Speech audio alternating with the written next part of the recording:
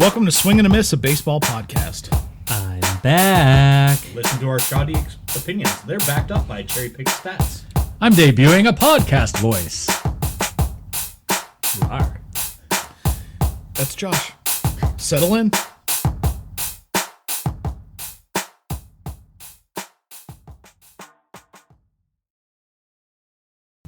Welcome into episode 12 of Swing and a Miss. How we doing, fellas? That can't be right. 12? Yeah. 12. We've hit a cool dozen? Cool dozen. Even dozen. Wow. Like the beers.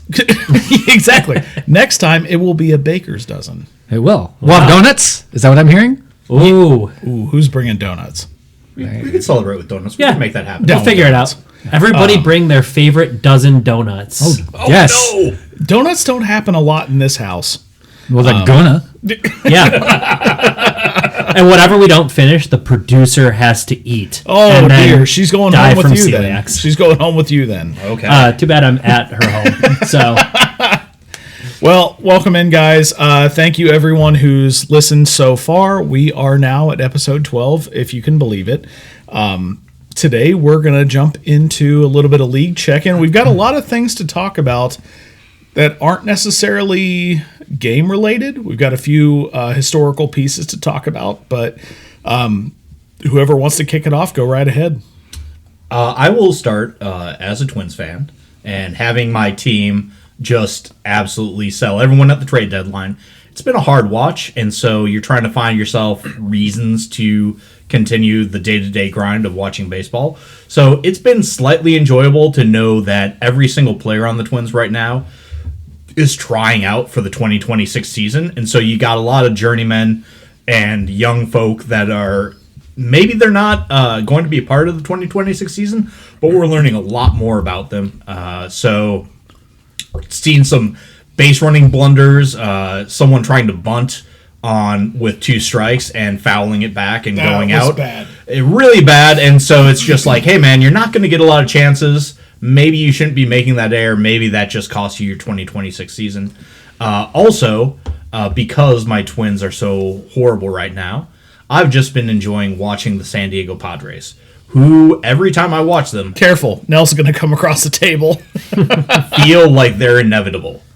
Every time I watch a game with the Padres, I feel like there's no score where they're out of it. I like who they're pitching. I like who's at the plate. And they feel super dangerous. So it's just an interesting watch coming from a team that did not have that going for the first 4 months of the year. I personally like the Brewer strategy of never losing again. That seems to be a good working. strategy. It's working well for them. It's More teams going should well. try It's it. going well. That's good sabermetrics. yeah, they just had an 11-game win streak snapped, and now they just follow that up with a 9-game currently active win streak. Yeah. You know, no big deal. Is that good? It's okay. It's pretty good. It's okay. It's pretty good. So when do we get our tryouts with the Twins? Is that spring training this year? We should all Well, receive an email. They did already put it out on Instagram. Yep. If you have a glove and you can be in Minneapolis by 4:00 on a certain day, then we'll hold open tryouts. Already happened. We missed our opportunity. Ah, jeez. Well, we tried. We're not going to talk about the Braves because they're trash. But do we want to talk about the Giants? As you can tell, I'm wearing a 49ers hat, so I have moved on. And the 49ers are now my problem now. Fair enough. We're on to football. Fair enough. Yeah, the Giants are done, so... I did see a fun TikTok the other day that was a turkey leg that had been smoked, and it said Christian McCaffrey after I draft him on my fantasy team, and the meat falls off the bone. Yes. So I'm not sure that you have a ton to look forward to. There's a lot hanging on him staying put together for one more year. Fair so, enough. baseball-wise, Giants are done, so we can move on from them. I don't know that they're done. They're done. oh, they're done. It's bad. We're getting close to done territory. It's ugly. Okay, fair I'm enough. more interested, since Josh hasn't been here in a month, Yeah. of how he feels about the Tigers. Let's they've just they've say I'm slipped a little glad bit. that I wasn't here for a month to have to surface these questions. That was a rough stretch, not going to lie. Pretty bad. All of that joy that I had watching baseball this year was ripped away from me, and I started absolutely hate watching every single game, knowing that we were going to blow it. Deadline came and went. Didn't do a whole lot. Not too happy about that. Kyle Finnegan is is looking real good. That looks like a nice piece in the bullpen. That being it, severely scares me. Hopefully, we have gotten past that really bad stretch. Just took 2 out of 3 against the Angels and are playing the White Sox now. We have an easy schedule coming up through the month of August, which is kind of do or die time. If we have a rough stretch of August against this bad of a schedule, I'm nervous. But fortunately, we built up enough of a lead that we still have a 6-game lead despite having like a 19-24 stretch, or the reverse of that, 19 out of 24 The losses. Tigers have built a significant margin. However, you're right. If they have a bad August, the Guardians could catch them because the Guardians are Voodoo soaring. magic. They're soaring. They And have I no know- reason to be even. And if everyone goes back to episode 1 or episode 2, depending on how we split the AL and the NL, Josh brought this up that the Guardians find a way when they shouldn't find a way. And we're starting to see that turn late in this season. I'm not a believer in the Guardians, personally. I don't think that they're going to catch the Tigers. I really don't. I don't think that they're going to make the playoffs, but they're starting to make it interesting. And you say you don't think they'll make the playoff. They're only a half game back I know. The against the Yankees, who Which are in an which absolute we can talk about. hysterical tailspin. Which we New can York talk as a about. whole is really it's fun to watch. Actually, everybody melt down. I love seeing both New York teams completely fall apart. But do I think that one is more built to sustain than the other? Yes. The Yankees are the Yankees are built to sustain. The Mets are not. I actually disagree on that. Really? Yeah, remember when we were talking about the fact that they can't play defense? They also can't The run the Mets- bases, the Mets and they can't can't hit. hit, and they can't pitch. The Mets can't hit. But if you watch any of the Yankees, it's just all mental lapses everywhere. All they do is just forget how to play baseball. Stop starting Volpe at shortstop. But they can't. I know they can't. Who else are they going to put there? Nobody. Okay, Yeah. wait, hang on. Boo, boo, boo, boo. New segment. It is Tyler's Bet-O-Rama. Oh, yeah. Hey, everyone, we're debuting a new segment today. I didn't know it was going to happen this soon, but welcome to Tyler's Bet-O-Rama. We'll weave it in. Not the whole thing, but I'm going to interrupt because it doesn't make sense to hold this one. Yeah, whenever we accidentally stumble into one of his things, he can break in. Yes. Yeah, We it's like when can't, Pee Wee had the secret word. Right, When exactly. we run into one of his bets, he'll jump in. we can't afford transitions or anything like that, so Tyler's Bet-O-Rama. Okay. So right now, the Yankees and the Mets both have an 80% chance to make the playoffs. Okay. They both have I a wanted 20, to shout a swear so much. 20% chance to miss the playoffs. Right. That is how math works, yes. If you have to pick one team to miss the playoffs, Yankees. who are you choosing? Yankees. Mets. Mets. Mets. Okay. I will go through just a little bit. Over their last 20 games, the Mets are 8 wins, 12 losses. The Yankees are 9 wins, 11 losses. And over the last 30 games, they're both 14 wins, 16 losses. Key players that the Yankees have got to face. They've got 6 games against Minnesota, 7 games against Boston, 6 games against the White Sox. The Mets have got 6 games against Atlanta, 6 games against Washington, 7 games against Philadelphia, 7 games against Miami. And then there's this motley crew of other teams that they're each facing because they're going to face more than that. So, does that read down of key opponents change your factor at all? No. Nope, Yankees still are going to miss. Still going with the Mets. I'm picking the Yankees because the one thing that the Mets have going for them is they can get a little bit healthier. They can. They're not going to. They're going to get some bullpen arms back. The Yankees are as healthy as they're going to be. They don't have any key contributors that are on the IL that can come back. So right let me now. play devil's advocate. If the Mets don't get healthier than they are right now, who do you pick? Yeah, that was my question. Because if they're going to miss the playoffs, somebody has to overtake that spot. Yeah. So who do you see most likely having stronger competition below them? I was going to bring that up too, because this black magic that is the Cleveland Guardians is a half game out. They're 8-2 in their last 10. The Yankees are sliding. Yep. I think Cleveland is a very dangerous threat to take that spot over the Yankees. I know Ben has always been super high on the Reds. I just don't see them having quite as much push. What are they? Game and a half back, which is very doable Yeah, with doable. 2 months to go. That's not the concern. Is how many back. I just see Cleveland going and. I want to see the Reds do well. I want to see Tito win. I want to see Hunter Green in the playoffs. I want to see Ellie De La Cruz in the playoffs. I want to see it because I don't know what it's going to look like. It may be terrible. I have no idea, but I want to see it. I just don't. Maybe it's bias for rooting for the Braves, and it could be, but I hate the Mets, and I want bad things to happen to them. That's fine. I mean, that's completely fair. Spoken like a totally impartial Bravos fan. If it is the Mets and not the Yankees, I'm not going to be crying about it. No. By any for means. sure. That's just a. It's easy. Honestly, my ideal is both tank out and miss. Oh, yeah. That would yeah. be hysterical. Please. As far as who's going to overtake them, New York City sponsor the podcast. I think that the Yankees are going to be so down bad for these last 6 weeks that it's going to be both the Guardians and the Rangers. I feel like they Yeah, already that- are, don't they? Just the fundamentals of it's gonna baseball get are not worse. I there. kind of feel like they are.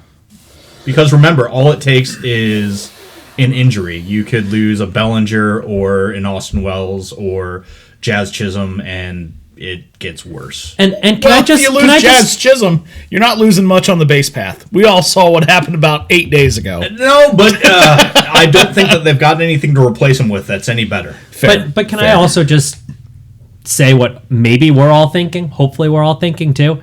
Aaron Boone's just not a great manager either. Terrible. So I don't see him having the ability to turn that around in their clubhouse. Like they're out of it. They're mentally checked out, and I just don't see Aaron Boone as the guy to be able to bring them back from that. I agree. I think Aaron Boone was always the wrong choice, and he's proved it year over year. Personally, he's not anybody that I think is worth a managerial spot. I don't think it matters. I think he's got that job for life. Like I just For think- life? Yes, I think that Wow. unlike If they miss the playoffs, he might be out. Steinbrenner the Elder, somehow the younger Steinbrenner can't fire anybody. It's like nature finds a balance because no matter what happens, Cashman keeps his job. No matter what happens, Boone Yeah. keeps his job. So, for however much a hothead George was, Hal doesn't want to disrupt anything, I guess. It's like the Tigers. The younger Illich doesn't want to spend, where the older Illich spent everything that he could to try to win a championship. It's like all these second generations of the owners With are daddy's like, money. I won't be like my dad. I'll show you, Dad. Daddy's Yeah. money. Whenever I see someone like Hal or what you're talking about with the Tigers, all I hear in my mind is the DuckTales theme song. It's just a son diving into a gold vault and like, yeah, I've got all the money. I don't know what to do with it or how to use it, but I've got it. But I'm not going to spend it on my baseball team. No, I will hoard that all. I mean, that being said, Steinbrenner spends because it's the Yankees, and they always spend. The Yankees spend, but they're spending it in, I think, collectively, our opinion, incorrectly. Sure, but you can't blame the owner for how the front office spends the money. No, and that's the reason I. But you can't blame the front office for not the owner for not getting rid of the front office. But I've also that's exactly why I've never blamed the Padres for what they do because their Oh, they're owner going is for always it. trying. Yeah. always trying. No, look, it hasn't worked out Yep. for the Padres, but if you're a fan of the Padres, you've got to love it. It's have to. like honestly, it reminds me a lot of the early 2010s Tigers with Dave Dombrowski, and it was, F the kids, trade them all away, and let's get ourselves as many good players in here as possible, and let's go try to win this damn thing. Remember how And it's- excited I was when Devers got traded? You were very That excited. was exciting. That Now it didn't has work out for not- this year. Has not Yeah. worked out. Not like- because of him, but But just having your team show, even if it doesn't work out, show that, hey, give a we crap. want to win, Yeah. and we want to win now. We don't want to, we would love to win 5-10 years down the road too, but our priority is now. And I miss that. It's been a long time. And this trade deadline being what it was for the Tigers, I was hoping that we would return to that let's make a move. Let's win now. And then we didn't. And so I think that's why Detroit fans are so disappointed. So much give a crap as staying pat. Yeah, it was we're completely unwilling to part with anybody that we deem to have any potential talent in our organization, despite the fact that we have like 8 middle infielders that are getting relatively close to big league ready that we can't play them all. So it's like, why are we hoarding them all? Like, now is the time to flip 1 or 2 of those and go get a piece for now. I do want all of our Tiger fan listeners, which I know we have a handful. Yeah. Please watch Charlie Morton. 'Cause I know that there was one good start, and the second start was good to begin with, and then it fell apart. It was a Charlie Morton interesting start. 6 earned, but 10 Ks. Yep. 7 in a row. Yep. Struck out 7 in a row and gave up 6 runs. I want you to pay attention to the third start. Yeah. And this concludes the annual or the weekly segment of Ben hates Charlie Morton. Charlie Morton. And I'm gonna say what I told Ben this weekend too, though. As a Tigers fan, our expectations for Charlie Morton are to go out there and eat 5 or 6 innings while we wait for the rest of the staff to hopefully get more healthy. He's going to eat cake and fall off the mound. Hey, just take innings away from our bullpen so that their arms cannot fall off their bodies, not be like that shaking the meat off of the hamstring of Christian McCaffrey. Stop bad-mouthing 2025 Jamie Moyer. Let's just enjoy it while we have it. I get the strategy. I just don't believe that it will pan out. Oh, it's not an impact move. It's a literal, this guy's going to buy some time for some other guys to get healthy. Let's see how many pitches we can get him to throw before his arm falls off. And then, pretty close to that. Yeah. So I would like to talk about my World Series pick, who I believe has now had the most successful trade deadline, going 9-1 after it, and that is the Seattle Mariners. Yeah. Oh, they were the top of my discussion point also. Oh, what are we talking about? A team that decided, hey, let's go for it and let's win now? Yes. Was it because Cal Raleigh has hit 45 home runs so far? It's a good start. That's a great start. He also hit 1 home run in every single game this weekend. Yep. Also driving the team to victory. But home run derby champion. But more than that, they've got Josh Naylor swiping bags like no one's business. Dude, so is awesome when you look at the body type that Josh Naylor employs. He shouldn't be stealing bases. No. So it's really funny because they just put out, I don't know if anybody plays MLB The Show at all, but in Diamond Dynasty, they put out all these different cards all the time. And they did the trade deadline set. And so they have Josh Naylor as a Mariner now.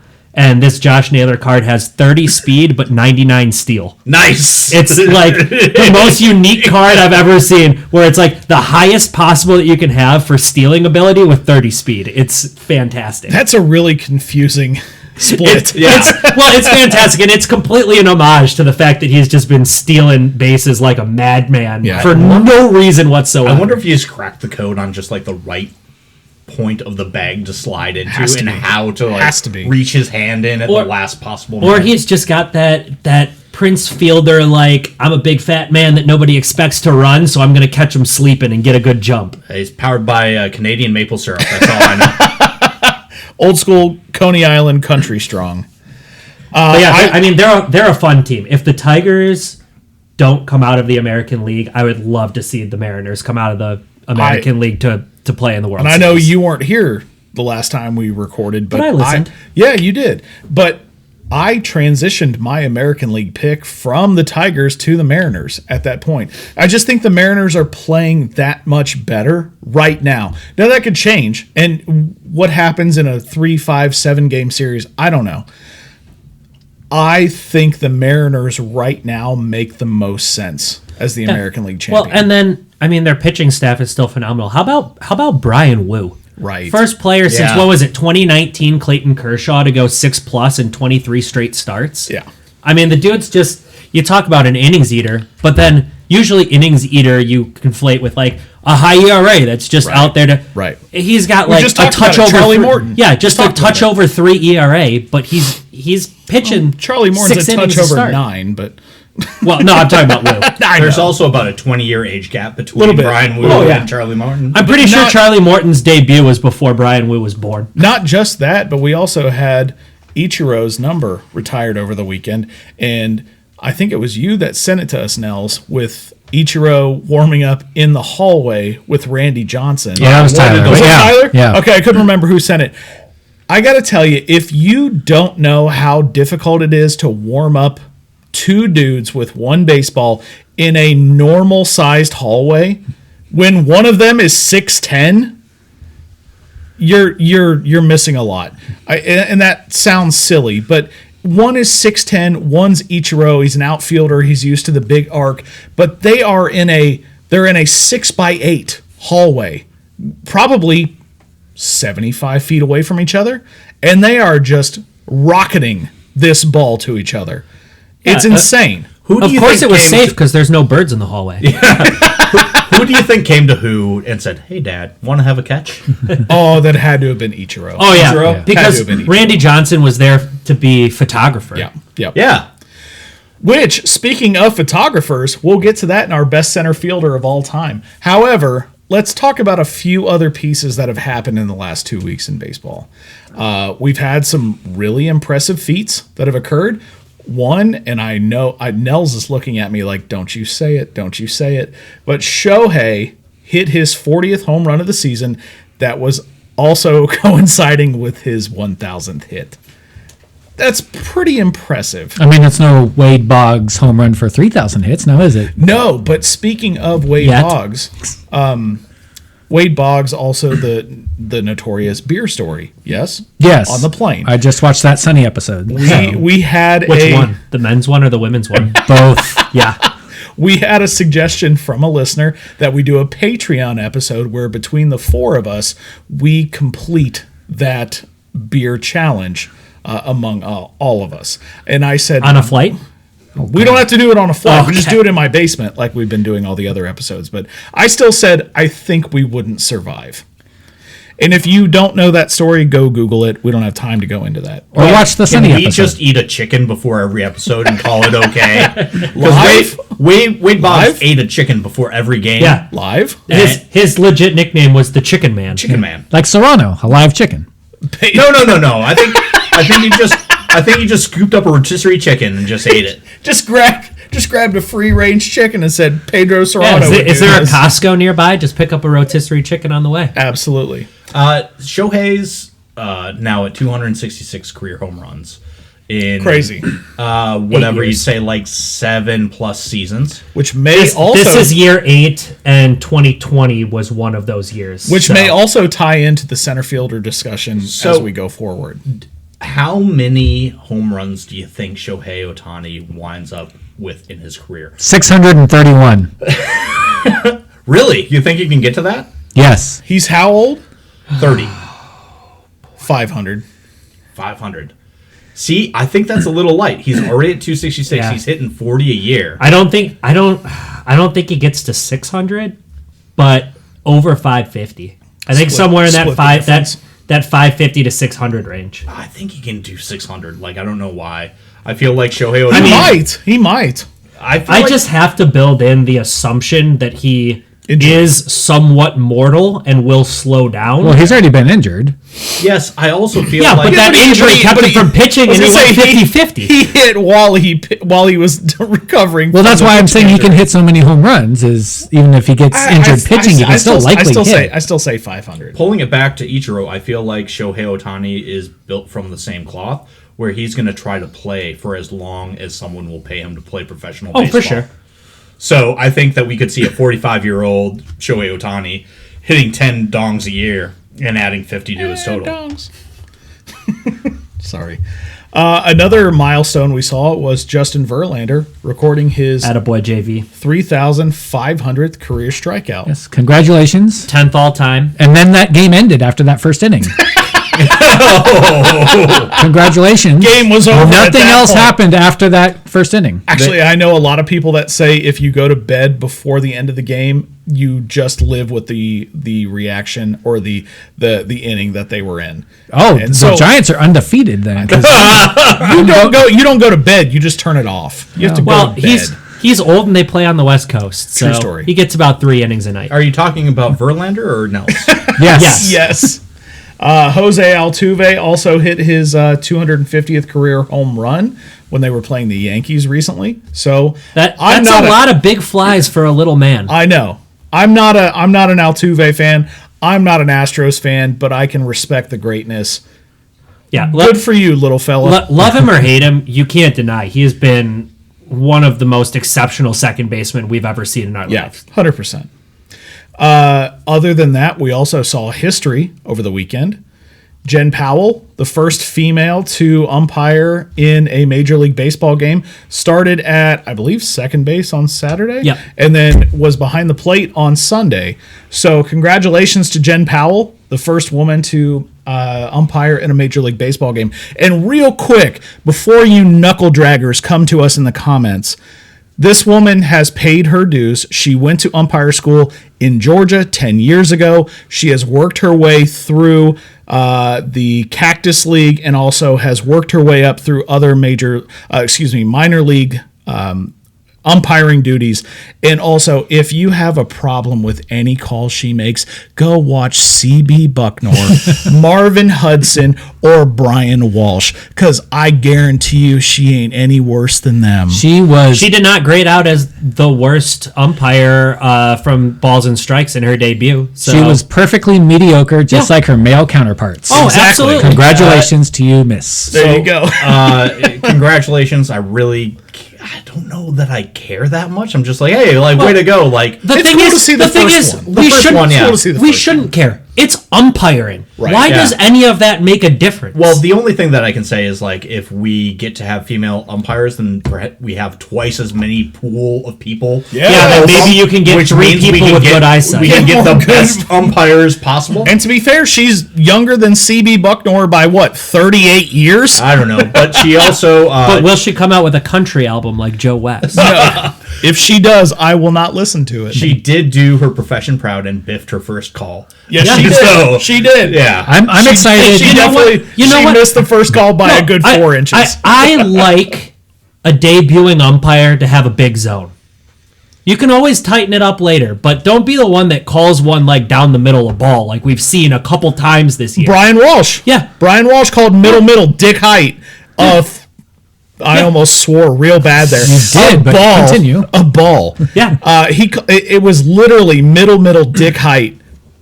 He called it a ball. I'm very excited to see her first ejection and the manager come out and It's gonna be Aaron. and try and yell at her and get in her face. That's gonna be hilarious. It's gonna be. Give us a chance. It's gonna be Aaron Boone, and you know it. A couple other pieces that I wanted to get to.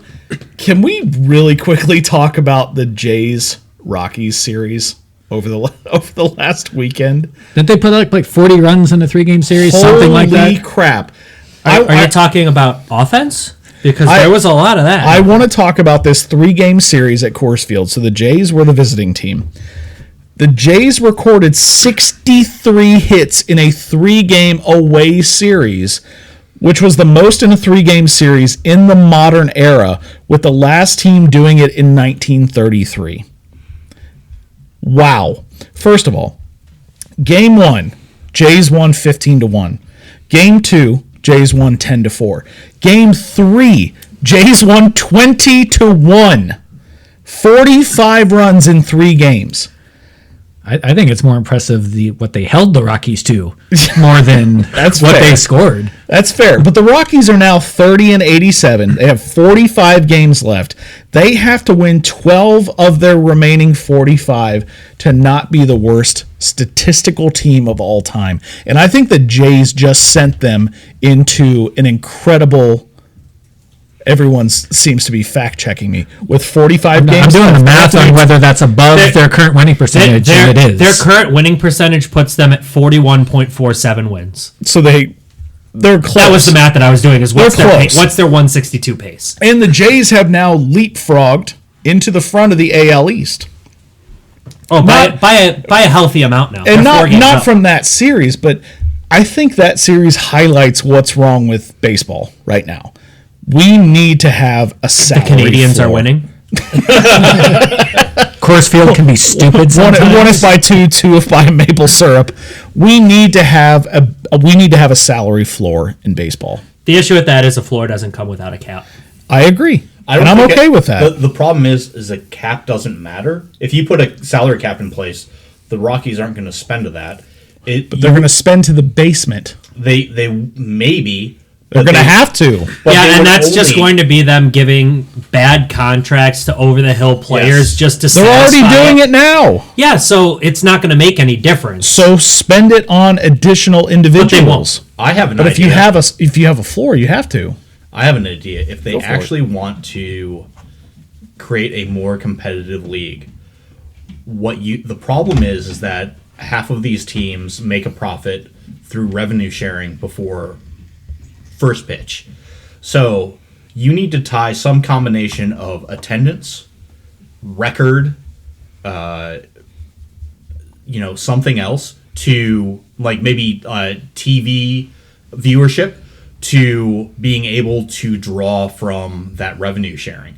So if you're consistently bad and you are not attracting fans, all of a sudden you don't get your full 100% revenue share.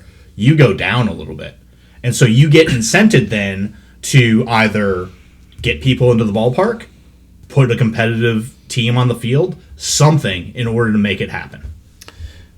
I guess, yeah, that makes sense. I'm not opposed to that. I just don't know that they're going to care enough. They'll just cut payroll instead. That's fine. That's the If thing they- you have to worry about. If they cut payroll and more people are watching the product or the team is winning, I don't care. Like, as a fan, I want Well, winning no, baseball. they're not going to try. They're just going to mark it up as, well, we made less money, so we can spend less money. Sorry, everybody. Because I know how cheap billionaires work. And yeah, they'll be we all like, do. oh, financial penalties? tax- Somebody else is going to have to deal with those. tax the rich. Okay. Well, I just thought that was an interesting piece. Yeah. And There is no there's- great solution. I was going to which say is the there's problem. no good answer to it. The good answer is get people to buy teams that actually care about baseball. They need to cut down on the contract deferments. Oh, there you go. That would Well- help a lot. You can have a little bit, but doing what, like the Dodgers did with Shohei, where he's getting paid shoelaces right now, and his great grandchildren Right, get $8 right. billion.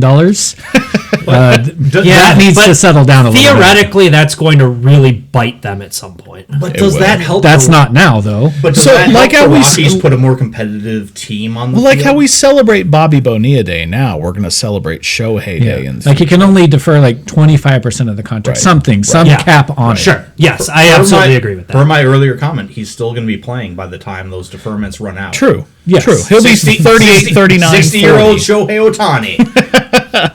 The only other thing that I had on my list to touch base on was the Speedway Classic. Because The disaster that was. holy crap. They ran out of buns. They ran out of literally everything. They were selling bunless hot dogs by the time first pitch occurred. And the cost wasn't any lower. You had to pay for it you had like to you pay had a full bun. price. You had to pay full price like you got a bun. Now, what happened is they went to Costco and they saw, get me equal packs of hot dogs and buns, not realizing that hot dogs come to 8 in packs of 8 and the buns only come in packs of 6. We need to so discuss somebody that did on not do the we math. need to discuss that on another episode because that's the case. It's like Father of the Bride. and commercial. Steve Martin's losing his mind in Yeah, the grocery store. exactly. Yeah, Please not do a whole segment on hot dog quantity and bun quantity because I don't feel like that's good. Can we do a How Tyler about the fact Bettorama that on that? the rain absolutely washed them away? They tried to get in one inning, couldn't even get in a full inning. They had pools of water on the infield in inning one. They seem there was to not no have any contingency to weather. They had no contingency. There was no irrigation. There was no plan for what happens if it rains. And this was an unmitigated disaster. But They just went, race cars go vroom. Let's play baseball there.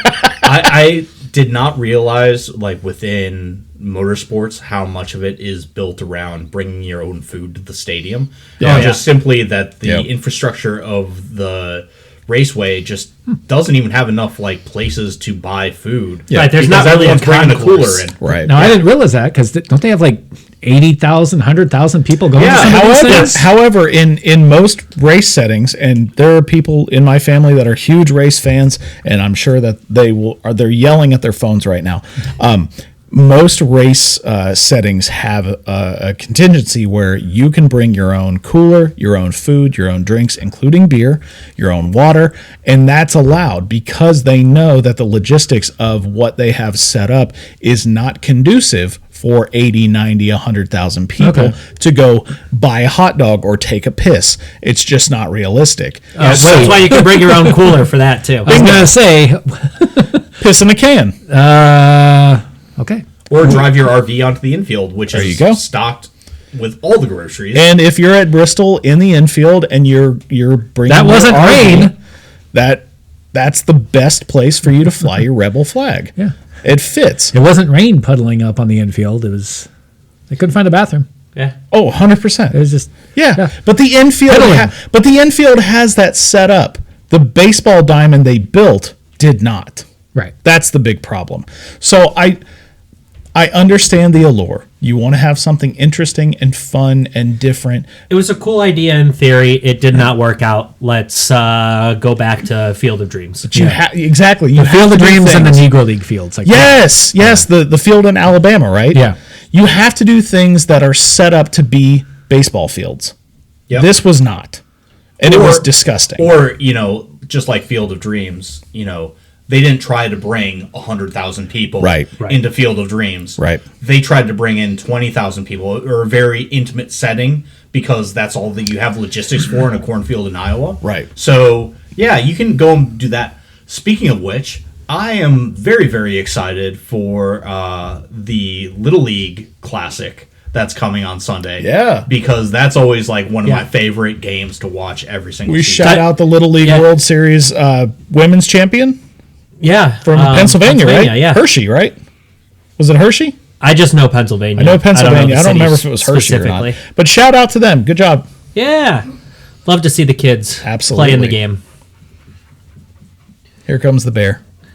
All right. So should we transition to our center fielders now? Yeah, so we're going to move into best center fielders of all time. If you're a longtime listener of us, meaning you've listened to the first 11 episodes, you know that we're moving our way through the entirety of the baseball diamond. And right now We're getting we are close. we're getting close. We haven't decided how we're going to do relief pitchers and closers, but Yeah, we'll discuss it. we'll get to that. Yep. We've got right field and DH to come before. That is So, very true. DH is going to be a short list now. Yeah. Yeah. Are we gonna come up with 4? That'll be exciting to find out. So today we're doing best center fielder of all time. Who wants to start? I'll kick it off. Go for it. Because I feel like I took the lowest hanging fruit. And also somehow the highest hanging And fruit. so also the highest, He's probably the consensus pick, but that's not how we work here. Was so. it Billy Mays? no, it was not Billy Mays. Oh, Billy Mays here for center field. Was it Willie Mays Hayes? No, it was not Willie Mays Hayes. Okay. This fella, he started his career at 17 years old playing for the Birmingham Black Barons. He then transitioned into the Major League system and was signed by the New York Giants. Went through the minor leagues where he spent about half a season with the Minneapolis Millers, which is why I have picked Willie Mays as my best center fielder of all time. You wear a Miller's hat. I do wear a Miller's hat because that's the name of our youth baseball association, is the Minneapolis Millers. It is the same color scheme as well as font type that was worn by Willie Mays back in 1951. And he acquired a nickname which he is less known for, the Minneapolis Marvel, while he was in Minneapolis. But Wow. his nickname wound up being the Say Hey Kid, which is a odd nickname that no one is 100% sure the origin of.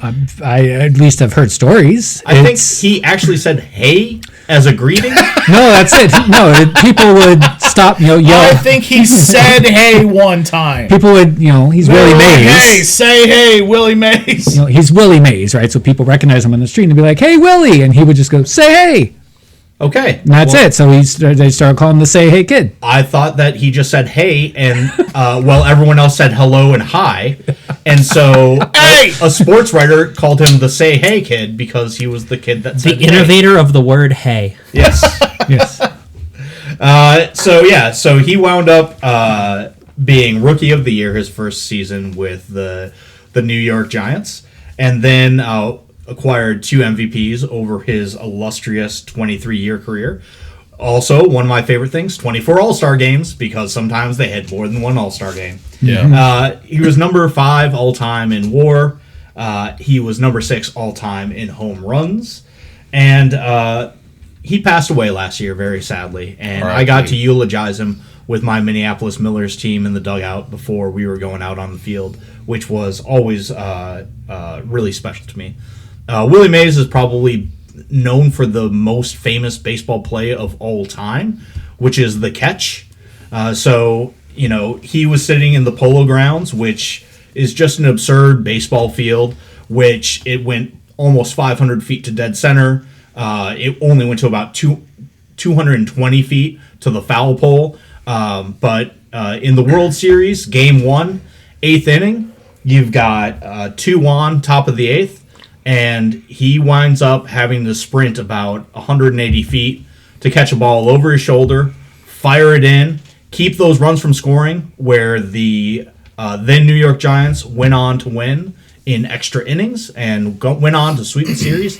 That was the only World Series victory of his whole career, and he did it with an exclamation point. And Cleveland was very heavily favored in that series as well. The Giants went on to sweep them. And arguably, the best part about that play, too, was his throw in, because he's going back, gathers it across his body, spins, and just throws an absolute shot back in from as far deep as he was, saved a run for that. I think there was a guy on second. No, he just caught it, turned, and there were put all of his body into it. 2 runners on, one on first, one on second. Yeah. So his throw back in kept that runner from second from scoring, which would have been the winning run in the game, because at that point they were tied 2-2. So if that run would have scored, the Cleveland Indians would have won the first game of that World Series. Yep. So and might have been a different series from there on out. Yep. You got to eulogize him. That's super cool. Yeah. I didn't know that.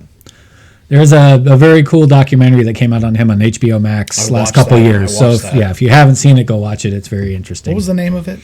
I think it's just Say Hey Kid. Say Hey Kid. Something Yeah, like that, right. Yeah. So No, it's really great. Another one of my favorite, fun Willie Mays stats is he wound up banned for life from baseball.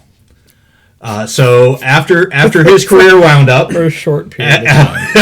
after his career wound up, he accepted a job being a casino greeter in Atlantic City. The casino that he was greeting at had no sports betting. Yep. They did not have a sports book. It was just card game slots, your basic casino fare.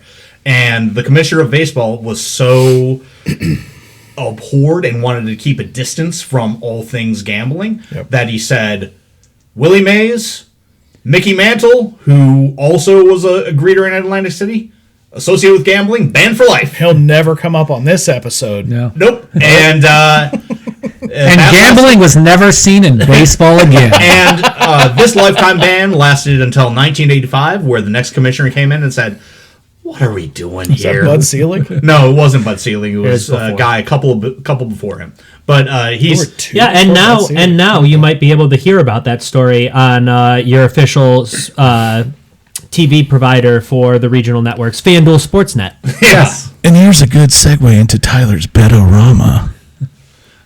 Oh, am I doing it right now? Because you brought up betting. I thought it was a good time. All right. Okay, throw one in before we transition. We said, again, it's Pee Wee's secret word. We talked about betting. We got to go to it. Tyler's Betorama. So right now it looks like the American League Rookie of the Year is going to be Nick Kurtz. Say it slowly. I said Nick Just Kurtz. making sure. So the players in the National League, it's a little bit of a pile of good players. And so the two that have the best Vegas betting odds right now DB. are Drake Baldwin, the Atlanta Braves catcher, and Isaac Collins, the Milwaukee Brewers left fielder. It is amazing how close these two players are to one another. Drake has got 2.6 WAR. Isaac's got 2.7 WAR. The slash lines, both 289 batting average. Drake Baldwin has got a little less in the way of on base. Isaac a little bit more. Drake has got more slug to his game. Isaac a little less. Drake Baldwin has got 13 home runs, 0 steals, because he is a catcher. Yep. Whereas Isaac Collins, a little less power. He's got 8 home runs, 13 steals, and they're real close to one another in both runs as well as RBIs. Now, that being said, left field could very possibly be the least important defensive position. I think you can argue that between that one and first base.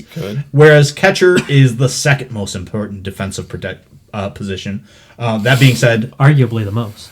catchers play a lot less, so Drake has got a lot fewer games played than Isaac Collins. So who do you got, Isaac or Drake? When in doubt, I go with the guy who's on the winning team and the playoff contention. That's usually how these go. So I would go with Isaac, personally. I'm going to surprise the show and say Isaac Collins as well. Wow. For the same reason? Or you just think he's- I love Drake Baldwin and what he's been able to do, but he's not an everyday player. So I think the opportunity, giving them such close statistics, I think it fares on the side of the individual who plays more. So I'm going Isaac Collins. Man, I didn't want to make this a clean sweep, but yeah, I think I. So would Josh will go with Drake Baldwin, and that's all we have to say about that. Sure, I mean, sure. I'll go with Drake Baldwin right kidding. now.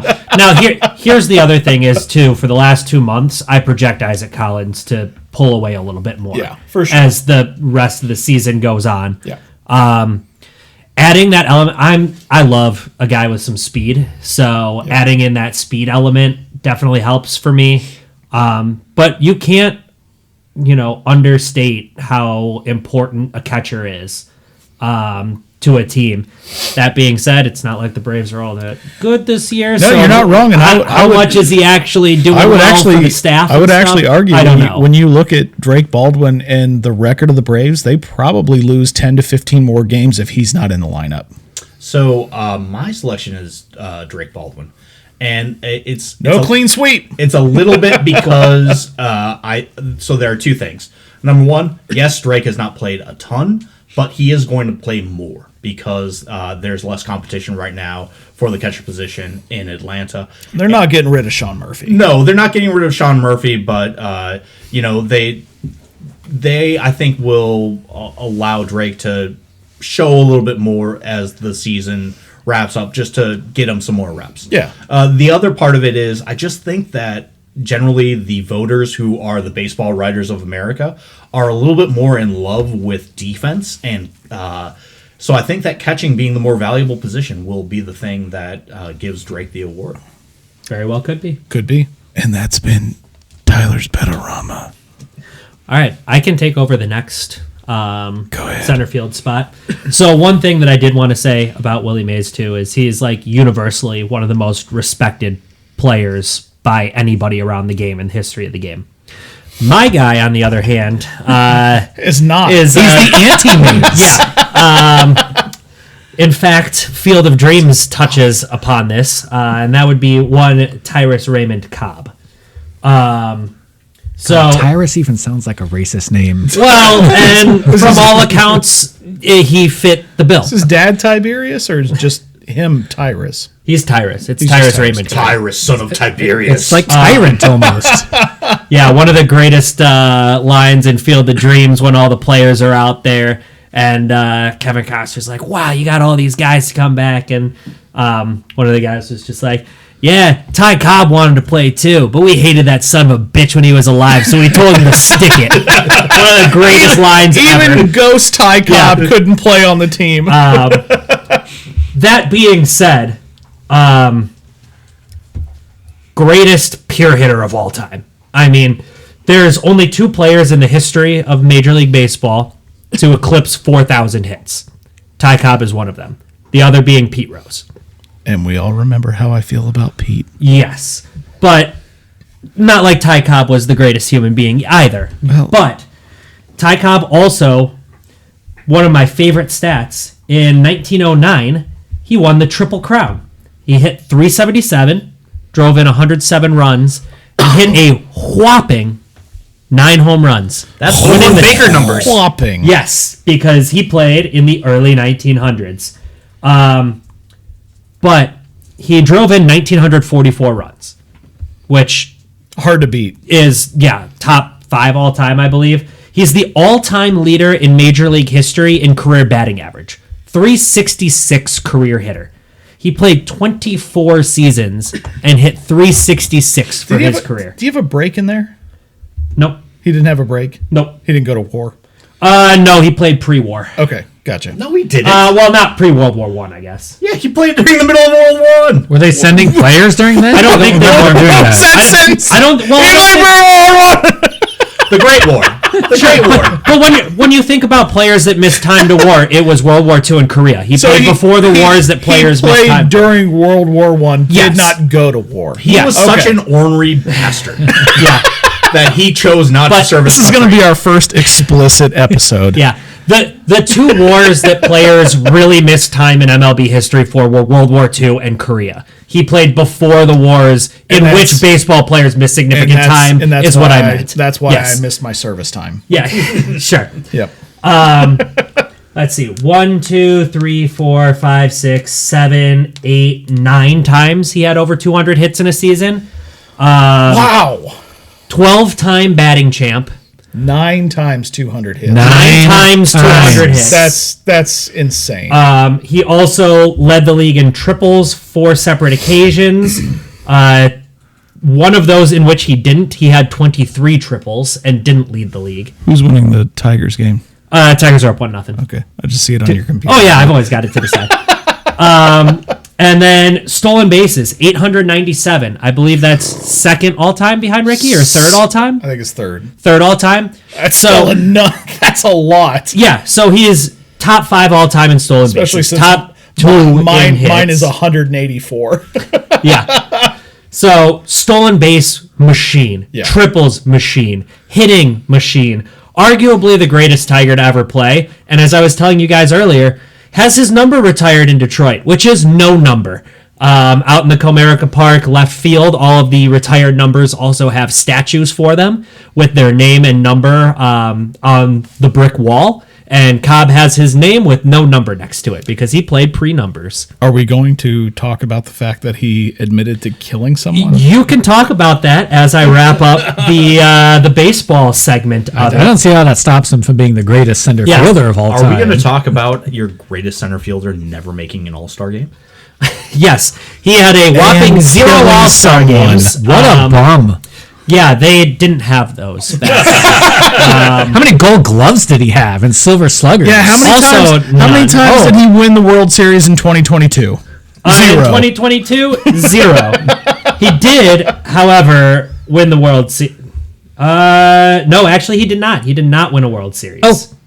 At all. Oh, He did not. World Series. Jack and Jill went up the hill. But, I mean, if you look at his baseball reference page and you go from batting average to the right, which is batting average, on-base percentage, slugging, OPS, OPS plus, and some advanced statistics in there, all black ink, which are all league leaders. So, I mean, he was just not only one of the greatest hitters of all time, but even during his time where it was a lot more focused on just getting on base, he still blew everybody out of the water. So, great player, great Tiger. Bad guy. Questionable human being at best, but And there when it is- comes to baseball talent, the dude was also final note in the very first class of Hall of Famers in MLB history. Yeah, Wasn't absolutely. he notorious for sliding spikes up? Not just sliding spikes up. The story goes that he would sharpen his metal cleats. Kill the hobo. Yeah. He would sharpen his metal cleats in the locker room before the games and slide into first base, cleats up, to try to take out the first baseman's leg. What a Slide- what a swell fellow. You slide into first base. Ironically I'm coming at you with hands. nicknamed the Georgia Peach, which usually you think Georgia Peach is all a nice, hospitable Southerner. And He was just from Georgia. He was none of the other things. And I he had could- a fabulous backside. That's also why he was named the Georgia Peach. Yeah, he was the precursor to the Big Dumper. And hold on, the four of us who play multiple different leagues of beer league softball, you come at us first base spikes up, we're throwing hands in beer league softball. Yes. Yeah. I think if you slide at all, honestly, I slide a lot. I do. Well, into I- first. I like it. You slide into No, first, slide you're into gone. first. Yeah, we're throwing hands. Yes. No, because you got a safety bag. Ty Cobb also famously on his deathbed told his biographer, I once killed a man. There's never been a way to prove it. There's never been anyone who's been able to say, yes, this occurred. But boy, the story tracks. But the story does track. I encourage anyone listening, we don't have time to dive into it today. If you're interested, go Google it because it's fascinating. And before turning the mic over for the next one, I would be ashamed of myself if I didn't get this last point that I somehow glossed over at the beginning. 1911 and 1912, he hit 409 or 419 and 409, and then in 1922 he hit 401. So we haven't seen 400 since Ted Williams. He hit 400 three separate times in his career. He actually wrote 409 for the Beach Boys. Yeah. I remember that. That happened. He has got the all-time career highest batting average of any player. Yeah, 366. You can't deny that Ty Cobb is an amazing center fielder for not just his greatest pure hitter of all time. I was going to say not just his defensive prowess, but his offensive prowess is incredible. Nels, you want to go next? The dude had 1,000 and over 1,000 OPS. Sorry, 5 times, 6 times. 7, 8. 8 times. 8 times in OPS over 1,000. His career high in home runs was 12. So that tells you just how much he was hitting. That's a contact hitter right there. Yeah, triples galore. Goodness. All right, Nels, up to you before I keep talking. No, I'll go because I'm also kind of in the older time era. We've actually unplugged Josh's mic. You wish. So little inside baseball to how we choose these is we just kind of do it randomly, and I've been picking first the last couple of positions, so I picked last this one. So I had my choice of the field, and I'll tell you what, it came down to 2, and it was close between Mickey Mantle and Joe DiMaggio. Here's how close it is between these guys. Obviously, New York Yankees center fielders. What? Yeah. Oh. Little fun fact. DiMaggio's last season, 1951, was Mantle's rookie year. So for one season, they had them both out there. That's kind of like when the Niners went from Young to Montana. Yep. It's just, or Montana to Young, actually. They averaged 7.4 WAR as a season. That was their average WAR, both of them. Both 3-time MVPs. They both had a career OPS of 977 on the dot. Wow. Yeah. I'd say DiMaggio is probably the more consistent throughout his career. Mantle had the higher peak. Mantle has the higher counting stats, but DiMaggio did miss 3 years to the actual war that players did have to go to in World War II. DiMaggio, slightly better fielder, I would say. Mantle was a little bit better base runner. Mantle was the switch hitter, which was big. DiMaggio had the hitting streak. So, how do I differentiate between these two? Throw them both out because they're Yankees. No. I almost gave it to DiMaggio for Marilyn Monroe alone, but I couldn't. Fair. I couldn't put that in for best center fielder, unfortunately. If there's another competition between them, then maybe I could have done that. I usually don't like going to measuring postseasons because that can be very iffy between players. I know we talked off air earlier this week about Mike Trout and including him in this list, but some people thought because of his lack of postseason success, which isn't his fault because he's on the Angels and they stink. Which is really interesting. That was not my Which is opinion. really No, it is interesting not. given who my choice was. Well, yes. But I think this is a good tiebreaker for them. Back then, there was only the World Series. That was the only postseason. There was no divisional, no wild cards. So it was just the World Series. DiMaggio played in 10. Mantle played in 12. So there's a pretty good...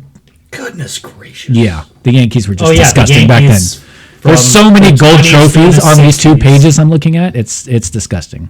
So there's a good sample size between the two. Mantle, there's a stat called, and Baseball Reference called championship win probability added. And it calculates how well... What? That's just it. Nothing. It calculates how... Sabermetrics are interesting. Okay. It calculates the percentage of the championship you You're contributed. responsible Yeah, for, you yeah. contributed.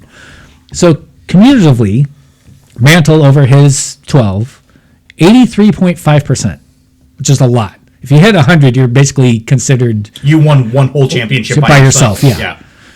DiMaggio, negative 4.8%. Oh, not clutch at all. No. Rough. Even though the Yankees won 9 of the 10 World Series he went to, it was not because of Despite DiMaggio him. at all. He just didn't come up with big hits at the right time. His stats are okay.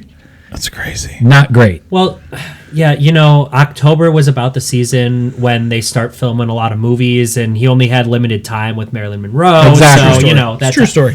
Marilyn Monroe probably took the strength out of his legs. She did.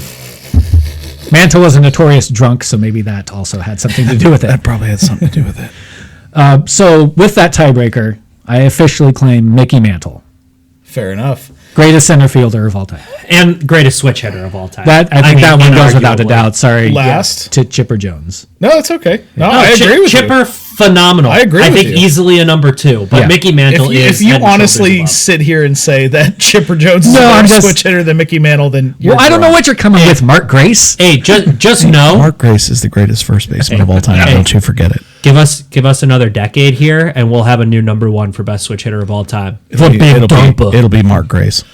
So as Nels was talking, I was just realizing how good you had it as a Yankees fan. The span between DiMaggio to Mantle was 1936 to 1968. Oh, that's close. So you have got 32 years. you've got 32 years of just the best hitters. Hall of Fame center field performance. And Babe Ruth was what? 12 to 20? No, he was on the he 27. went into the early 30s, I think. Yeah. Was it 12 to early 30s? Yeah, Yeah. so there wasn't a big gap between Babe Ruth. Well, he was and very DiMaggio. famously on the 1927 Yankees. Yes. Murderers Row, Yeah. right? And so So between why we're not including that? well, because he didn't play center field.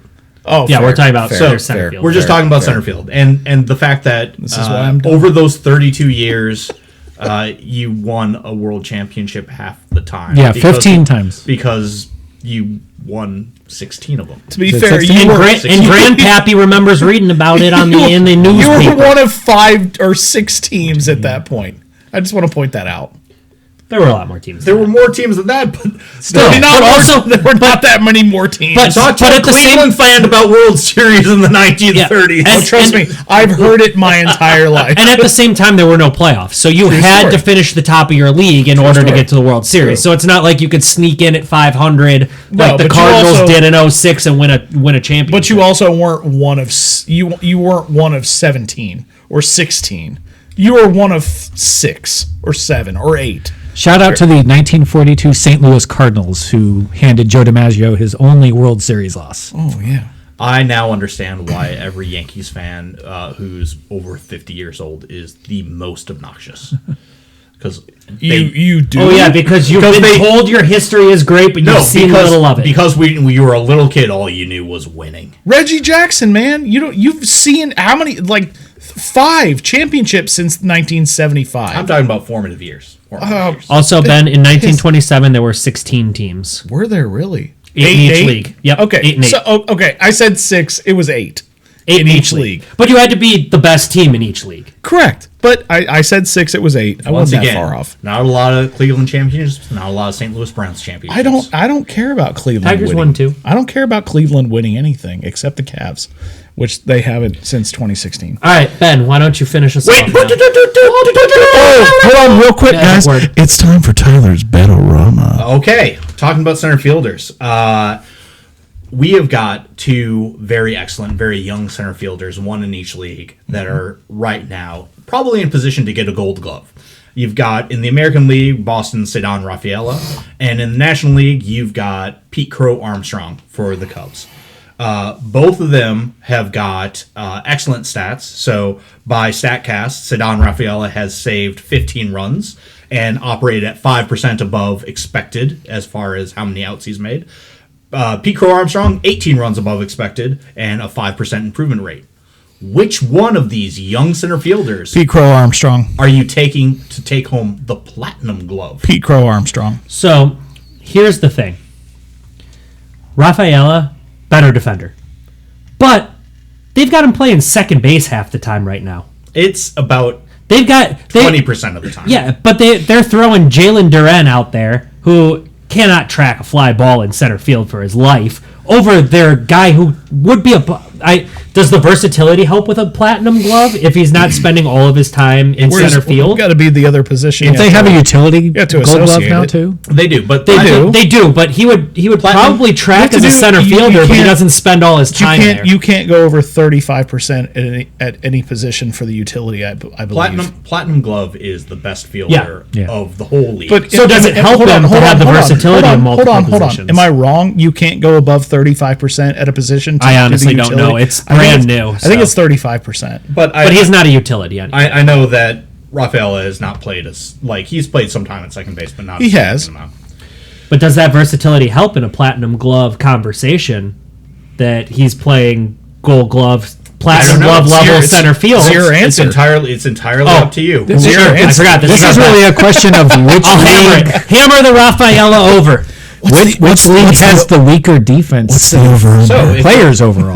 Here's That's the edge. Tyler's Here's who's got you. competing with Sedan Rafaela in the American League by my measure. You've got Mauricio Dubon, who is a second baseman. He's excellent. I just feel like second base is not going to get the shine to it. Yeah. That it otherwise Plus, Rafaela also can play second base, so Yes. you have some direct comparison. Like he can do that and center field. And then you also have Denzel Clark, who has been making absolute Incredible plays. highlight reel plays. For 3 weeks straight, at least. Yes. And so for in the National League, the people that would be coming for PCA would be Mason Wynn, shortstop, yeah, he's having a fantastic. or you got Nick Allen. And both of those are As someone who watches a lot of Nick Allen, PCA is outshining him. yes. I would say that Mason Wynn is the person Mason Wynn who will has the grades. Mason Wynn is great, but PCA is my vote. All right, Ben's taking PCA. I'm taking Rafaela. PCA. That's fine. I'll be I'm the. I'm the also taking contender here. PCA. I think that there's just a narrative around him, and this There is for sure. Okay, And- but and- to be fair, and I understand what you're saying. I don't think the four of us are big on narratives, and I would. this is me trying to intuit what the voters Sure. are Right, because this I is his get- bets, I get- so I you get got to that. get in the mind But of the f- what's more likely. But when people listen to this, and maybe they throw some ducats on PCA, maybe they don't. This is all for entertainment purposes only. The four of us are Don't doing put it. your life savings on it. Please don't bet your mortgage. The four of us are saying our answers based on what we actually believe, not what we think would actually win us the most money. And also, there are no odds on Gold Glove or Platinum Yeah. Glove that are published any place right now. There you go. So you can't But- place this bet any place. My you say answer is PCA? still Rafaela. I would say PCA. You'd say PCA. I'll be the dissenter. That's okay. I'm going with Rafaela. And again, no one's wrong in this pick at all. Nope.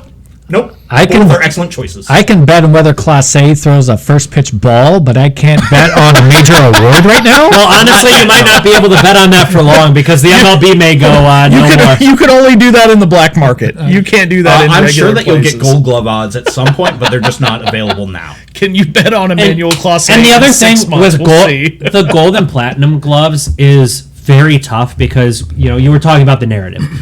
They're much more narrative driven than any other award because let's just be honest, there is no good defensive metric. We have a bunch of ones that are trying, but there's not a really good defensive metric. So it is a lot of narrative and eye test. I would just measure hustle. And Pete Crow's got a lot of hustle. He does have a lot He's of hustle. got 8.7 hustles per game. Yep. That is an official stat on Fangraphs. 8.9 hustles. All right, Ben, wrap us up for All right. center fielders. Wrap it up on center fielders. I'm going with someone that unlike some of the other individuals who have voted, have seen play the majority, if not all, of his career. We've all seen him play. No, I'm just saying. No, like we haven't seen our picks. You didn't see Ty Cobb or Mickey Mantle or Willie Mays. You don't know me. I do. You're not that much older than me. And it's the kid. It's Ken Griffey Jr. And I know this is going to hurt Tyler because he did rob the Twins of a World Series berth in Little Big League. That was real life. I don't care what anyone says. But Ken Griffey Jr. to me is the best overall center fielder of all time. He's got 2,781 hits, 630 home runs. career batting average 284, which I think is leaning the negative when he played for the Reds and the White Sox. Which, if anyone out there remembered he played for the White Sox, good for you. I do, because I was still young at that time, and my introduction to Ken Griffey Jr. as a youngin' over here was the end of the Reds and the White Sox days. Woof. So I remember that one very clearly, and everybody's like, wait, he played for the White Sox? I'm like, yeah, I remember him in my division. I remember him playing, but he was bad. Well, the injuries at that point had... True. 1,662 runs, 1836 RBI, 184 stolen bases. Not bad, but nowhere near what we just talked about. One of the things that I want to talk about is his postseason batting. Now, when we talk about significant center fielders, one of the people that we played around with was Mike Trout. And Mike Trout has only played in 3 postseason games. He's been in 1 postseason series and he got swept. And when I looked at Ken Griffey Jr.'s numbers, the thing that stood out to me was the fact that he's only played in 4 playoff series. However, in the 1995 season, he played in the ALDS against the Yankees and the ALCS against the then Indians. Lost in the championship series. The Indians went on to the World Series.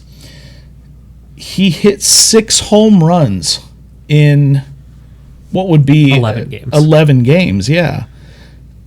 This guy showed up when it mattered in his prime. Now, we can look at the 97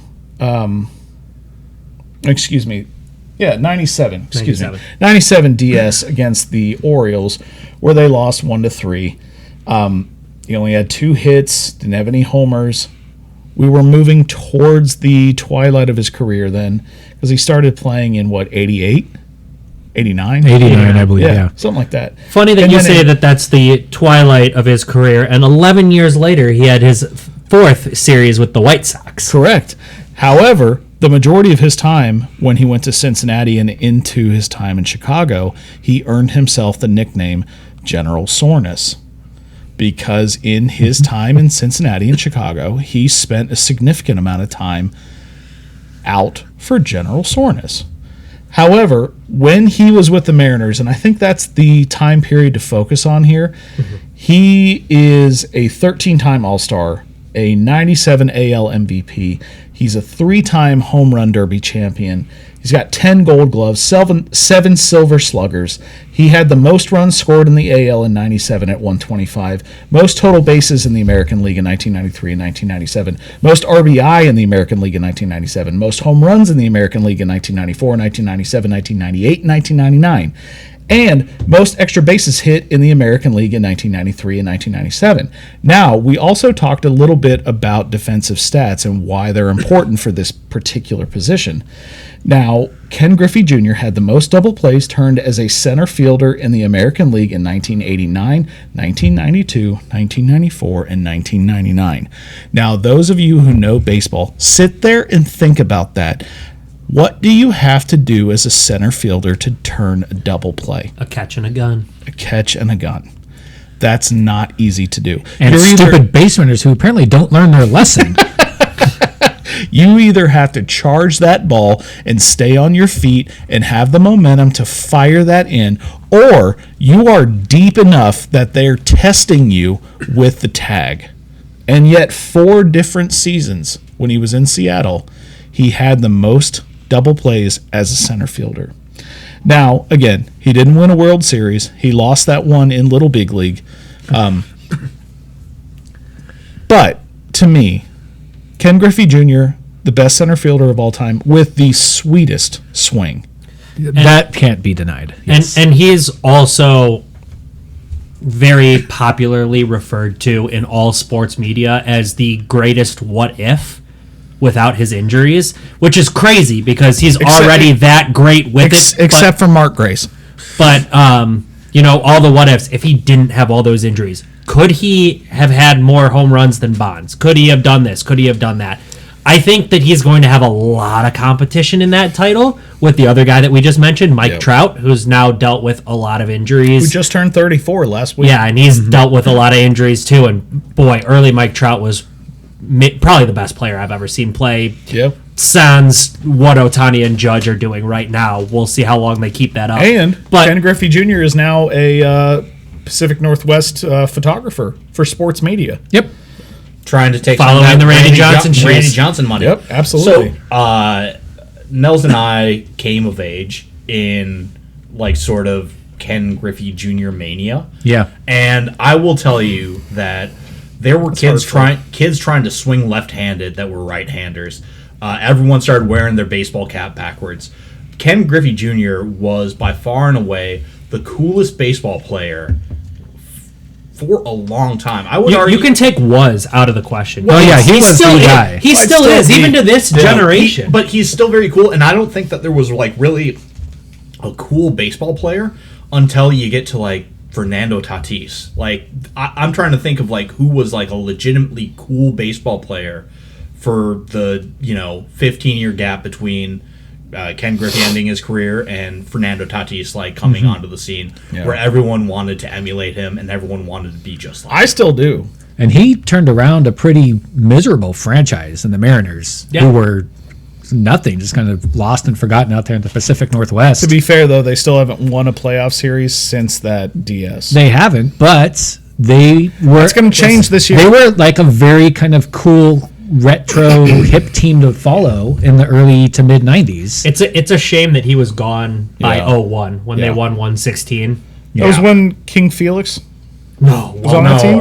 no, Wayne that, Felix was later? before. Yeah. So you had Felix Felix threw was like his 8 years perfect after game that. in 2012. No, it wasn't 8 years after Yeah. that. You Really? had- When he his debuted, perfecto yeah. was 2012, or was his perfecto 2012, It was and his 2012, Cy, yes. was that also his Cy Young year? I don't Or remember. That would've 2010? been- No, But I he think was 2010 was 2010. his Cy Young year. 2001 would have been Ichiro. I think Randy Johnson. No, Yes, Randy Randy Johnson Johnson was not on was. that team. No, because he No. won the World Series with Arizona. in 2000. Yeah. Oh, against the yeah, duh. Yankees. Yeah, against the Yankees. And so, You're A-Rod would have been on that team as he well. would have been. Yep. He also- Ichiro, young Edgar A-Rod. Martinez, Edgar, Mike that's right. Cameron, Edgar Martinez. Brett Boone. not Alex Rodriguez. Oh, Not- really? Not Aaron Boone. Brett Boone. Brett Boone, yeah. Yeah, Brett Boone. But Ichiro, Oh. Edgar Martinez, Mike Cameron, Carlos Guillen, Brett Boone, John Olerud, Oh, Olerud. John Olerud. Freddie Garcia was their ace. I want to dedicate a small episode to John Olerud someday. We don't have to do it now, but that might be the most interesting human to ever play Our baseball. favorite players who wore a helmet on defense. Or were confused by former teammates by Ricky Henderson. Yes. Well, that's my pick. It's the kid. He was also attached to one of my favorite video games as a kid, Ken Griffey Jr.'s Baseball on the Super Absolutely. Nintendo. That game is a Absolutely. blast. Still is. If you have a chance to get an emulator online or something I'm with and you. play it, it's a lot of fun to play that game. I agree. So that's best center fielders of all time. We're going to take a quick break. We'll come back with listener questions. We'll come back with Ballpark Brews, and we'll finish it up with trivia. So hang on, guys. We'll be right back. Welcome back, everybody. Thank you for sticking around with us. We're going to go into a quick listener question, and then we're going to dive into Ballpark Brews and then trivia to wrap up the episode.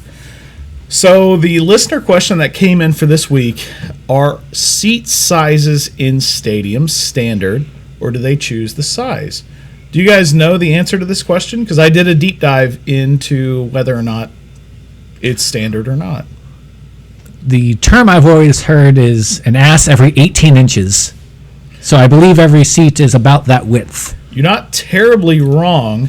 The typical seat size is a width usually between 19 and 22 inches. Well, we've all gotten fatter collectively, so that makes sense. I do know that when you go to some of the older ballparks, and by older I mean like Fenway Wrigley. Fenway Wrigley, Yep. like it's going to be a different experience.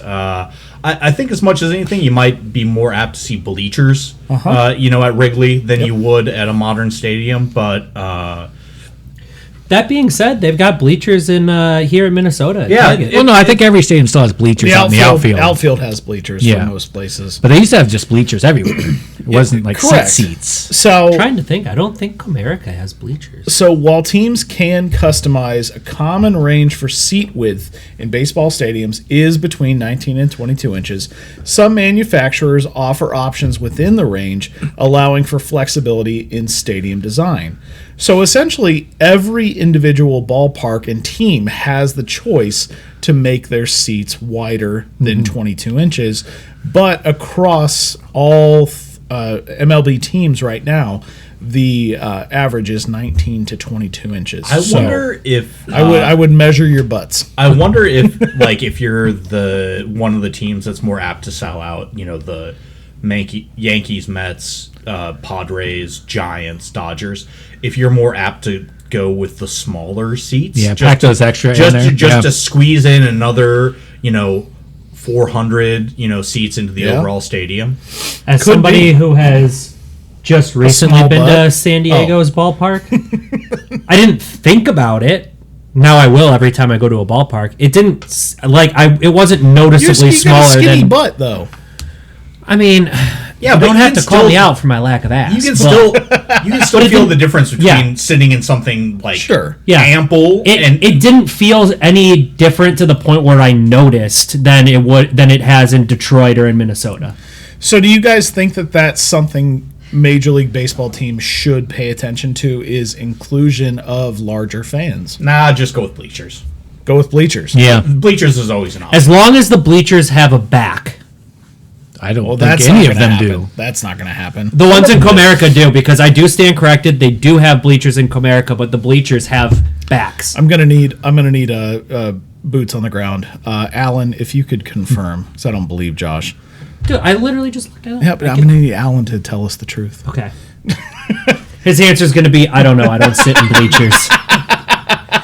I sit in the padded seats down So, low. well, that's my point. Is do you think that there is a responsibility for any team, not just Major League Baseball, but NFL, NHL, NBA, to accommodate thicker fans? I think that you've always got, certainly at Target Field, like every section has got an open area behind it that is, essentially like wide open space. Like you can put a wheelchair there or a chair there. Like there's nothing stopping a fan from being able to like sit in any of those spaces.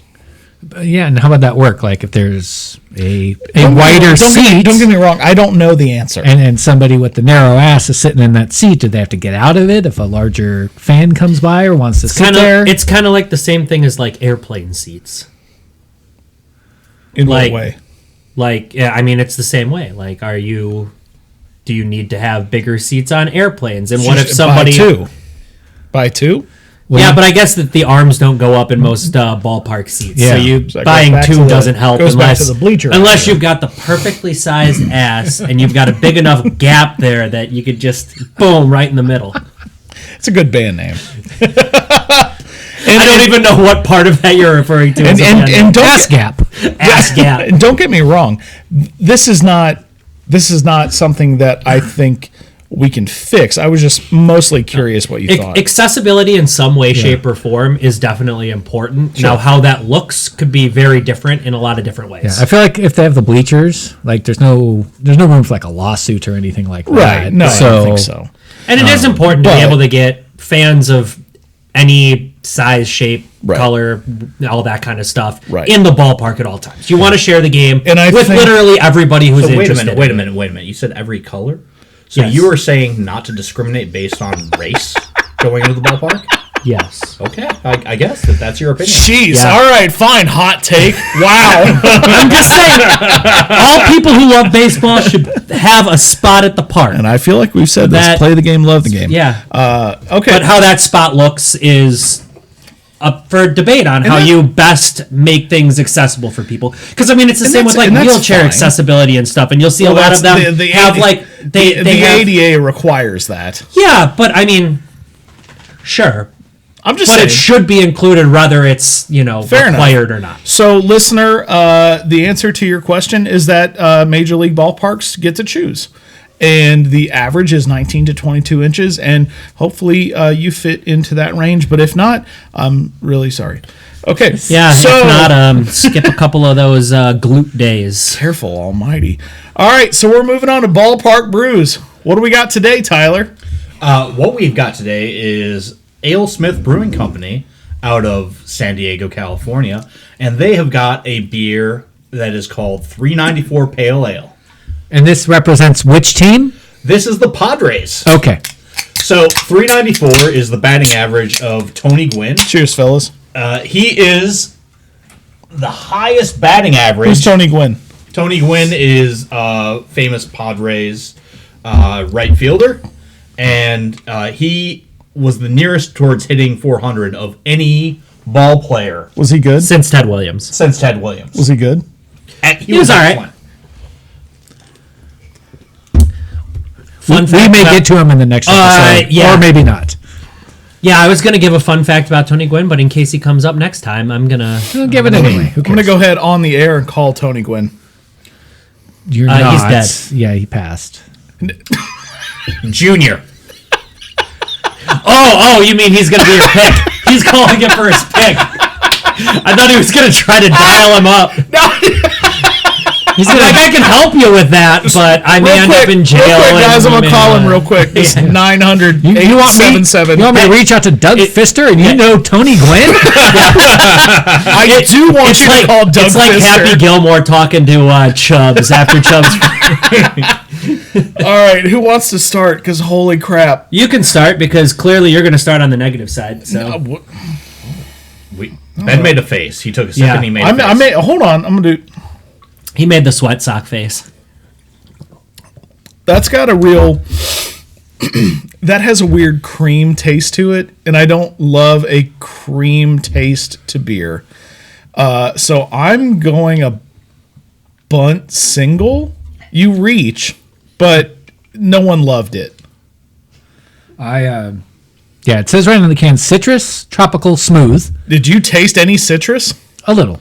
Yeah, Very I got little. some citrus. I agree with I Ben. tasted some smooth. Tasted socks. I agree with Ben on the cream part, and I actually enjoyed that though. Oh, So I'm gonna give this a nice Tony Gwynn / double into the left field gap. hey, we're not at Tony Gwynn yet. You can't pick him. The beer's named after him. Yeah. Tyler's pick. I'm parking my car in Nels's garage. I'm right there with him. I feel exactly the same. I'm also giving it a double. You see, I have a very wide palate when it comes to beer. I like a lot of different beers. This one's honestly not my favorite. It's not my favorite type of a pale ale. It doesn't taste like an ale. Yeah, so to me, I say that this is a nice sack fly. It's good enough. It gets the job done, but I don't really want it to count against my stats. So it's not counting against my batting average at all. So we'll give it a nice little sack fly. It gets the job done, but we kind of call it a walk then. no, because it gets the job done. It gets the run in. You're maybe hoping for more. It's a 6%er. If I sat down at the park and you gave me a couple of these, I'd go, thank you very much. As long as I didn't have to pay for it, I will drink this down. Don't get me wrong. I'll drink them. Yeah. But I it- don't like it. It gets the job done, but it's not sexy. I'll drink it's it, a nice but I don't sack, have to a like nice it. sack fly to center. So this is ranked above the Elysium. Everything, I like Space Dust everything is better. ranked above Elysium. Okay. I like the space dust. Oh, better, but- good lord. Oh no, this beats the space dust. Oh, Quite a I've bit. also been drinking space dust for a while, and this is a brand new beer for me. Tyler's Betterama. Oh, it's time for Tyler's Veterama. We need the sound drop with Pee Wee's Playhouse. Demand it at this point. Tyler's Anyhow, Veterama. couple of teams that started off super hot and have Elysiums. come down to earth Oh no, recently. I don't like where this is going. Oh, this is the Mets. No, Neither do no, I. no, no. We've got the Diamondbacks. We've got the same record as of yesterday, and who finishes the season with the better record at the end of the year? The Tigers, Yes. or the Dodgers? Oh, wow. Multiple games for the Tigers opponents. They've got 6 against the White Sox. Yeah, we've got an easy 6 August. against Cleveland. 4 against the Twins. Dodgers, 7 against Colorado, 6 against Arizona, and 6 against the Padres, 7 against the Giants. Okay, let me clarify. Am I betting my heart or my brain? You can bet however you please because Most times to win money. the games are made up and the points don't matter. You tell me, brain or heart? Brain. Dodgers. Why would I bet against the Dodgers after this 13 years? I'm not going to start now. Okay, but you're feeding me the schedule for both. I think the schedule for the Tigers makes more sense for them to win. However, if the Tigers weren't 5-5 in their last 10 and how they've been after the All-Star break, I'd feel more confident. But I'm not writing them off. I'm not writing them off. I'm writing in with my brain. Also, I'm saying Dodgers. I feel like The last 10, Dodgers, 5-5. I understand. The last 10, Tigers, 5-5. I understand. The last 20, Dodgers, 10-10. The last 20, Tigers. The last 711 is the Tigers 356 and a half. the Tigers are going to be able to coast to the AL Central a lot easier than the Dodgers are going to be able to coast to the NL West. You think so? So the Dodgers are going to have to play. The Guardians think are They're going to have to grind down a little bit more. Guardians and win are more games. certain. So you think No, they're not gonna last. the Yes, they Tigers take their foot off the gas a little bit because they've got Not now, but like in a month. I don't think the Tigers are taking their foot off the gas at all. I think that the Tigers are dealing with a lot of the issues the Dodgers are dealing with, but in a much tougher division. It'll be close, but in like 6 weeks, the Tigers I think will have it sewn up, and the Dodgers will still be fighting with the Padres. But the way that the Tigers have been playing, they're not going to take their foot off the gas because everybody needs to be clicking, and they're not right now. That's what I'm saying. I don't think they've taken their foot off the Also, gas at all. it's AJ Hinch, and if there's one thing I've learned about AJ Hinch is that every day matters. And he's not going to start playing for the playoffs till maybe like a week before. Yeah. The Dodgers are just dealing with such ridiculous injury luck, and the Tigers' schedule is so favorable. I got to go with my boys. The smart money is on the Dodgers, but I got to go with my boys, with the Tigers. They've got enough. They're going to turn this ship around. They've got a weak enough schedule that the Tigers will outperform the Dodgers in win-loss record down the stretch. That's why I asked, am I betting with my head or my heart? Because my head says Dodgers. My heart doesn't. My heart says the Tigers might be the team of destiny this year. I thought that till the last 3 weeks. I still think that there's a chance they are the team of destiny. They're just dealing with some adversity. But when You want the team of destiny, it's the frickin' Brewers. No. I gotta tell you, the reason that I put this on the list is because I have no idea. Because you don't know how to bet. This is a really good one for a betting purposes. Yeah, it's like not you bad. probably got an even It's not line. bad. You probably got minus 110 on both sides. Because I have no idea. Like I look at both teams, like 6 against the Padres. Like I feel like the Dodgers have got the harder opponent overall. They've got a series against Philadelphia. They've got a series against Seattle. I think I like the Tigers, but Does the fact that we're drinking the Tony Gwynn beer go in any way direction to swaying? no, where your heart is? it's just more me being scared of the Padres and being scared of Philadelphia. Don't be scared of Philadelphia. Don't be scared of anybody coming out of the NL East. Okay. And then the Tigers, they don't have much to fear within the AL Central. Cleveland can get frisky, but they've got both New York teams, which, depending on how you feel about them, God, Houston, Boston. Houston and Boston are the only series against teams that are the Tigers scared. are Cleveland's always Cleveland, and The Tigers they aren't wreck dealing us, with but- both and New York teams. They're only dealing with one. No, we've got them both to finish the year off. Oh, on the schedule. On the schedule. We Sorry. play them. Yeah, so they've got to play. They've got 3 games against both, Oh, go Tigers against the Mets. I hate the Mets. and the Phillies. That was a really good one, though, Tyler. That's a great question. As a Tigers fan, that's a really good one. That it's tough for me, and Yeah. I tough think one. that's one where you see, if you had the betting odds on who finishes with the better record right now, you've got minus 110 on both of them.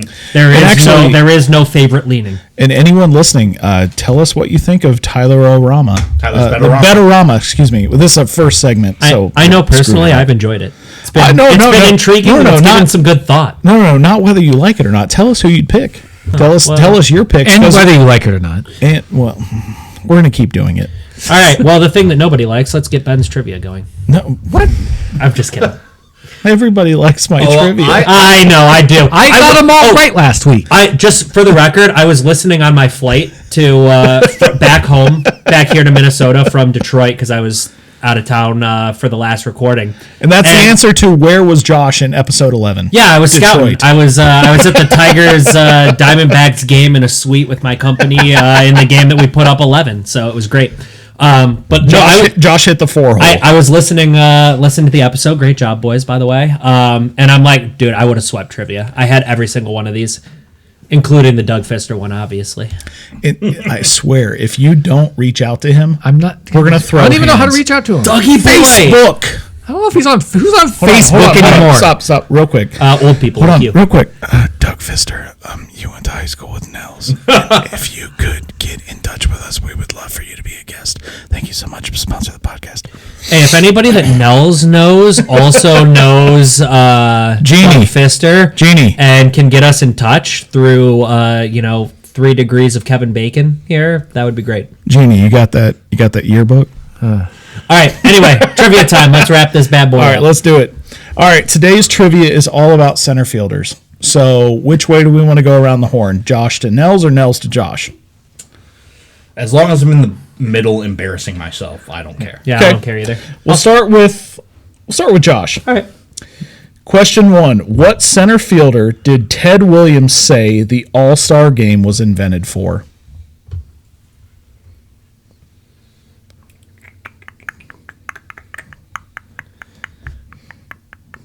Mickey Mantle. DiMaggio. Tyler. No, you get one guess. Tyler. This beer is disgusting. I will go with DiMaggio. No. Willie Mays. Hayes. You got it, bro. I mean, Here's that's to you, also Nels. a completely Yeah. fair statement, too, by Mr. Ted. All right, next one. We're starting with Tyler, moving to Nels, over to Josh. Question 2. What was Mike Trout's nickname in high school at Millville Senior High?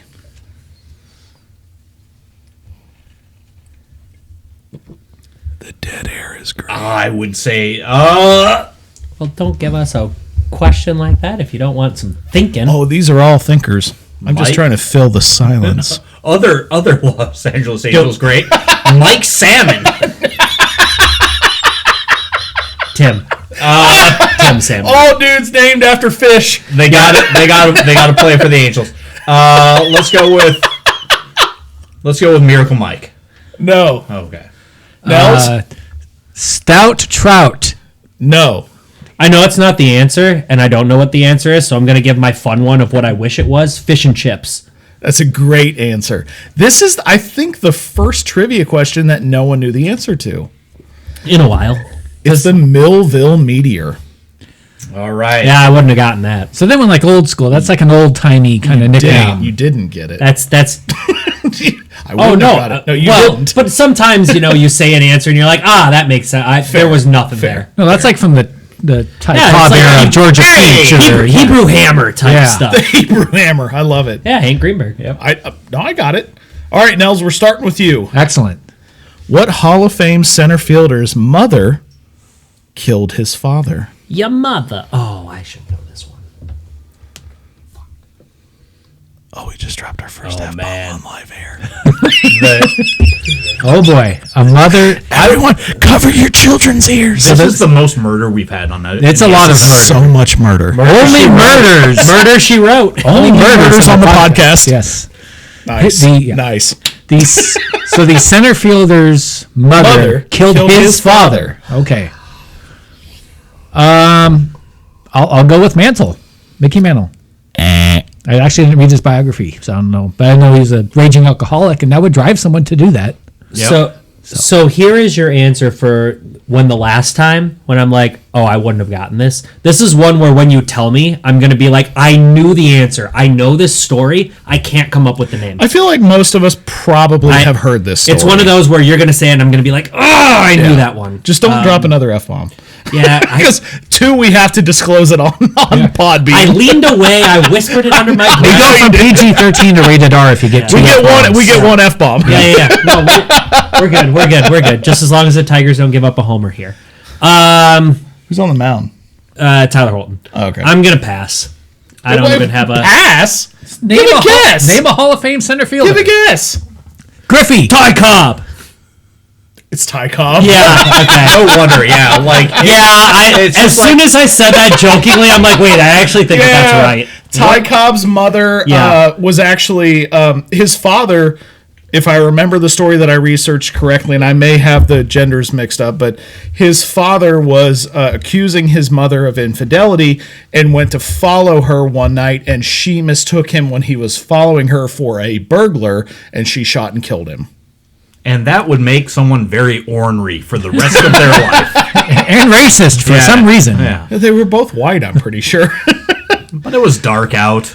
All right, where are we at? Back to Josh? Correct. All right, Josh. What center fielder did Satchel Paige describe as so fast that, quote, he could flip the light switch and be in bed before the room got dark, end quote? You know what the worst part about this one is? This is not the first time we've mentioned it on this podcast. And I'm blanking on the name. Correct. I can save you on this one. Yeah, go for it because I know the answer. We've talked about it. I played the storyline on MLB The Show. Yeah. We heard Bob Kendrick tell us this story and in yet person. right now, as I'm on the spot, I'm drawing the blank. But I know it. The fun part about this story that Bob Kendrick told us is, you know, you think it's hyperbole. Like, hey, this guy's so fast, like he can flip.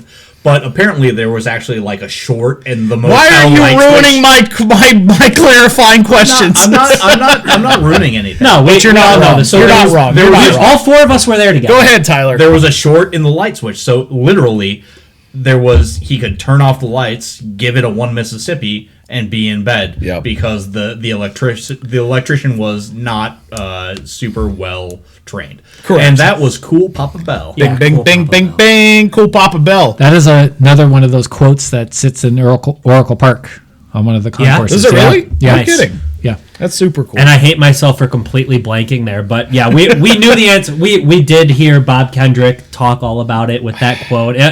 Greatest trip of all time. Bob Kendrick, we love you. Please sponsor the podcast. This is the one of all of the ones that Ben jokingly whispers, please sponsor, that I would absolutely be over the moon if he reached out. Or be a guest. Oh, Yeah.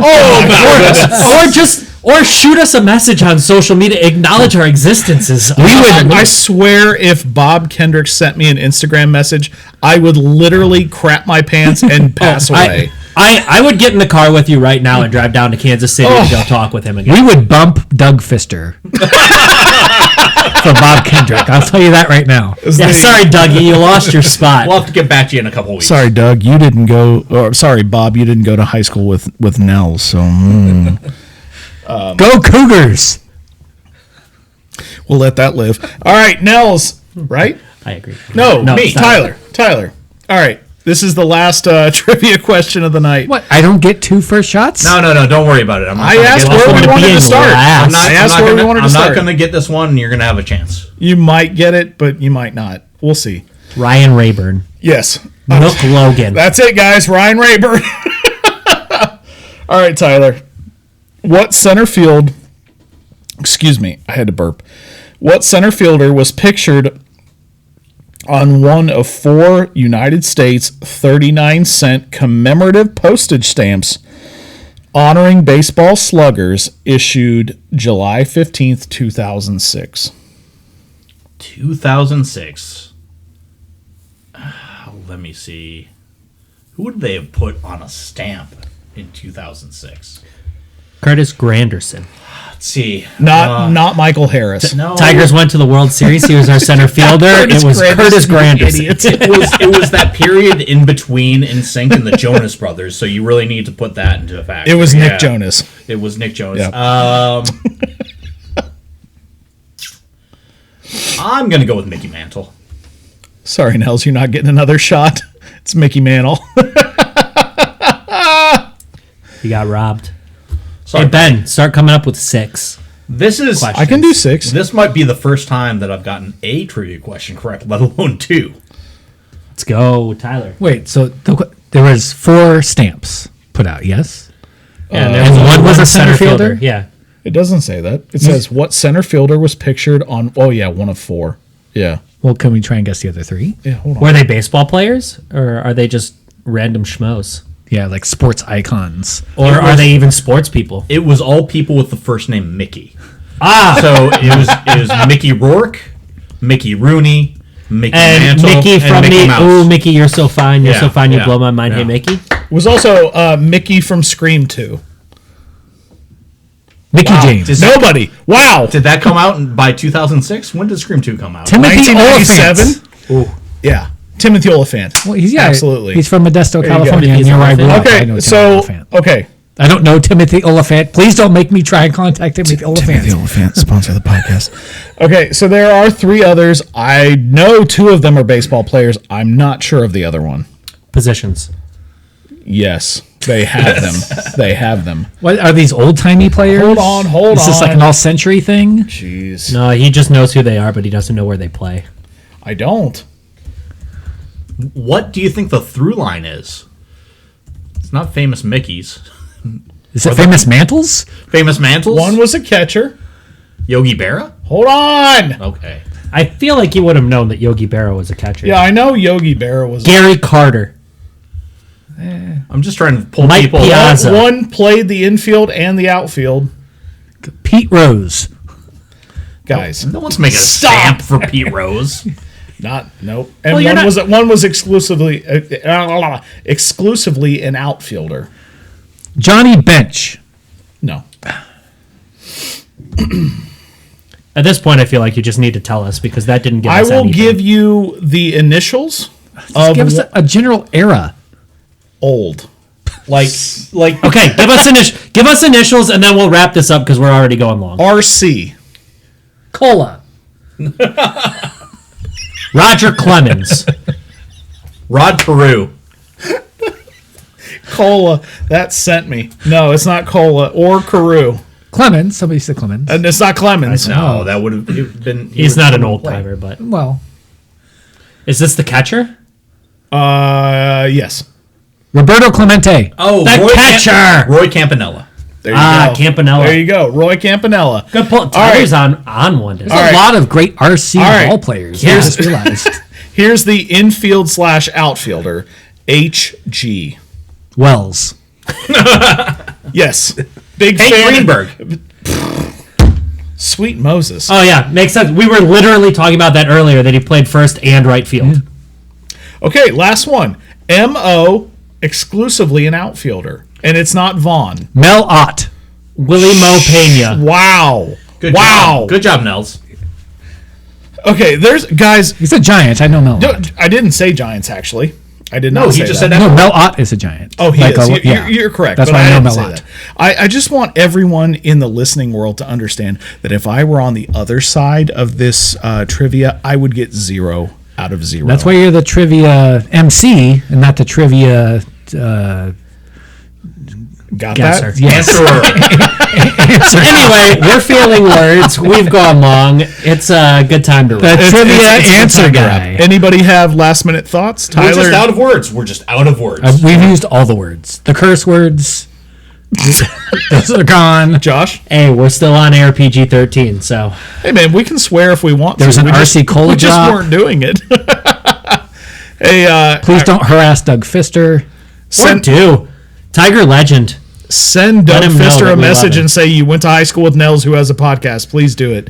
Yeah, and that Josh loves you because he's the greatest trade deadline acquisition in my lifetime for And the Tigers. we've always said that. Yeah, no finally other gave it thoughts? Price. No. All right. We appreciate you guys listening. Get at us on our socials, Swing and a Miss Podcast, or send us a message via email, swingandamisspodcast@gmail.com. Play the game, love the game. If you went out last week and actually tried a ballpark brew, please let us know how it was and what you had. And we'll talk to you in a couple of weeks when hopefully we have a clearer picture of the playoffs and what it's going to look like. And Josh may or may not be hanging off the edge of a cliff. We'll see. Yeah.